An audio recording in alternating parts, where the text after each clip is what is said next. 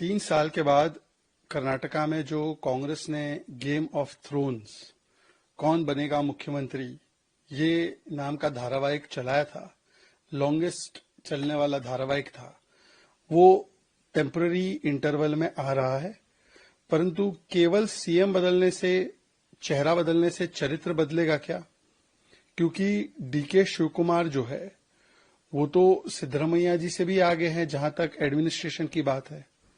हमने देखा है कि सिद्धरमैया जी के जमाने में तो 3 साल में कर्नाटका कैसे बर्बाद हो गया है, चाहे ट्रैफिक हो, रस्ते हो, चाहे इंफ्रास्ट्रक्चर हो, इकोनॉमिक डेट हो, महिला सुरक्षा हो, भ्रष्टाचार हो। और डीके शिवकुमार जी भी कुछ कर पाएंगे, इसकी ज्यादा उम्मीद नहीं है।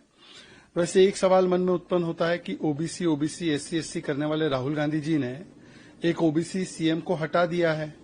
अब कई सारे एससी समुदाय के ग्रुप्स भी प्रोटेस्ट कर रहे हैं कि भाई हमको सीएम बनाइए, कहीं और भी लोग प्रोटेस्ट कर रहे हैं कि हमको सीएम बनाइए। तो जितनी आबादी उतना हक, वो वाला जो स्लोगन है राहुल गांधी के लिए केवल स्लोगन ही है, उनको इम्प्लीमेंट नहीं करना है। जी के साथ मारपीट होती है। ममता बनर्जी ने कहा कि जो रूलर्स हैं वो किलर बन गए हैं, ऑपोजिशन भी एकत्रित दिख रहा है, उनके फेवर में सपोर्ट कर रहा है उनको, हॉस्पिटल इलाज नहीं कर रहा है, ऐसा आरोप लगा रही हैं ममता बनर्जी। देखिए, कल मैंने भारतीय जनता पार्टी के सभी शीर्ष नेताओं का, खास करके बंगाल के नेताओं का बयान देखा और सुना है।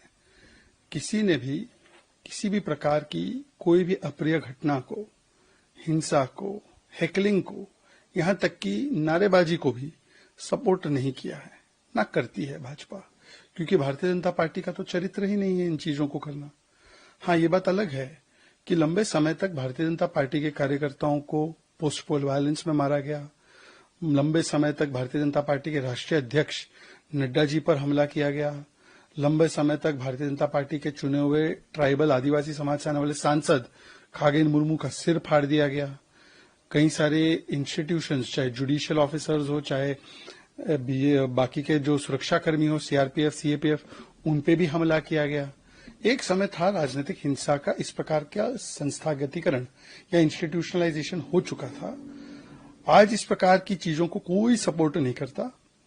अगर किसी के साथ कुछ भी हुआ है, डिटेल्स तो नहीं जानता, पर मुझे लगता है कि कानून उसका काम करेगा, गिरफ्तारियां भी होंगी।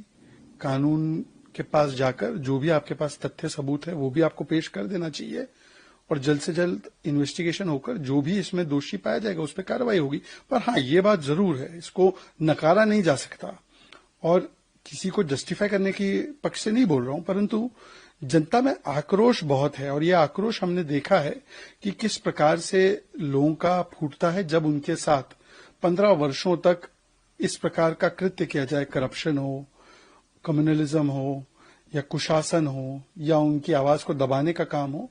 परंतु कोई भी सभ्य समाज में इसको जस्टिफाई नहीं करेगा, ना कोई कर रहा है, ना भाजपा के किसी नेता ने किया है।